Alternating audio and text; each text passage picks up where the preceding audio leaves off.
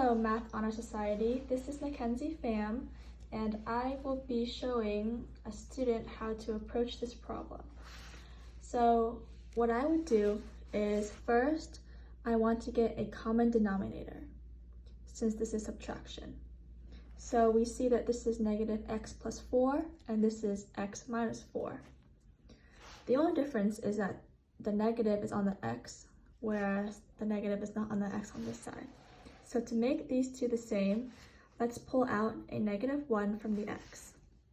So to rewrite the numerator, it would be negative x squared plus 7x plus 8. And then the denominator, we would pull out the negative sign. So it would be negative times, inside of the parentheses would be x minus 4. Because when the negative is distributed between the x and the 4, it just becomes what we have up here. And we will go ahead and rewrite this.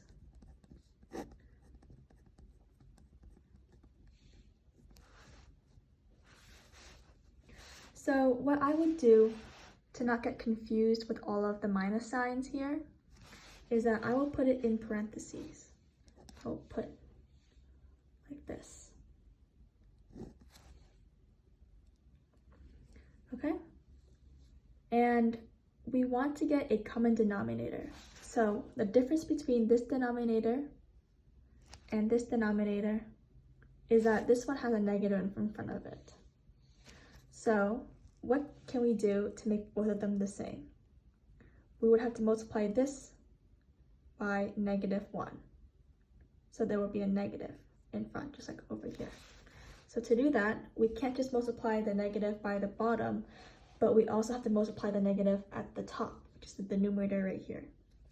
So it will be negative times 8 minus 7x, the same, over negative times x minus 4. Parentheses. Okay. So,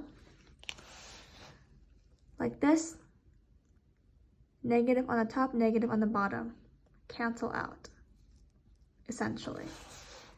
So now we have the same denominator for both of the fractions. I'm going to rewrite this down here.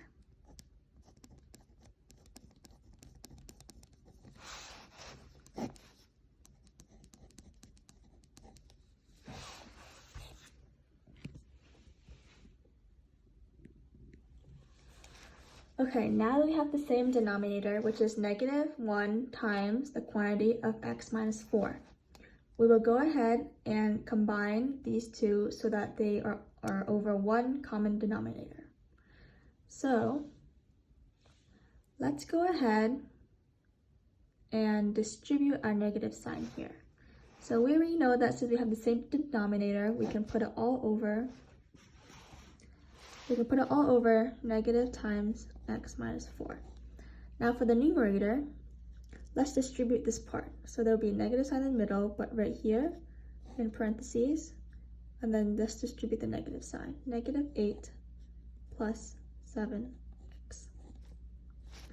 And then over here is still the same. Negative x squared plus 7x plus 8. Remember to pull down the negative 4. Don't forget this side. And then we continue to distribute negative x squared plus 7x plus 8. This becomes positive 8. And then this becomes negative 7x.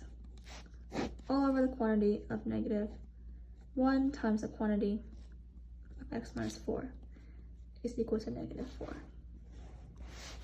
Okay? And then let's simplify the numerator with like terms. So we can see that positive 7x and then negative 7x, they cancel out. Negative x squared stays the same. And then 8 plus 8 is 16. 16. All over negative 1 times the quantity of x minus 4 is equal to negative 4.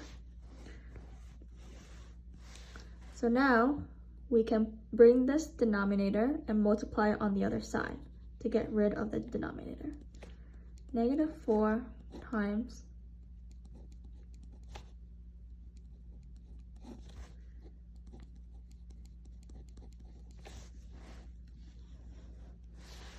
and then we will distribute the negative in here. Negative 4, negative x plus 4, negative x squared plus 16. Then this will become positive 4x minus 16, x squared plus 16, negative x squared. So here we have to try to get it into a quadratic. So a quadratic set equal to 0. Let's bring the x squared over here so it becomes positive x squared plus 4x. And then negative 16, bringing the negative 16 over here is negative 32. And then we set that equal to 0. Now, this is factorable, meaning that you can write it as x minus 4 and x plus 8 using FOILing. Okay? And then, when you're finding the zeros, you would set each of these quantities equal to 0. So x minus 4 is equal to 0, and x plus 8 is equal to 0. And then x is equal to negative 8, x is equal to 4. So these are the two zeros of the function. However, if we look back up at the original function here, we see that if we plug in 4 for x, one of our fractions has a denominator of 0. And if any fraction has a denominator of 0, that means that it is undefined. So therefore, 4 cannot be a 0. So only negative 8 is the solution to this equation. So x is equal to negative 8. And that is how you solve the problem. Thank you for listening, and I hope you have a great day.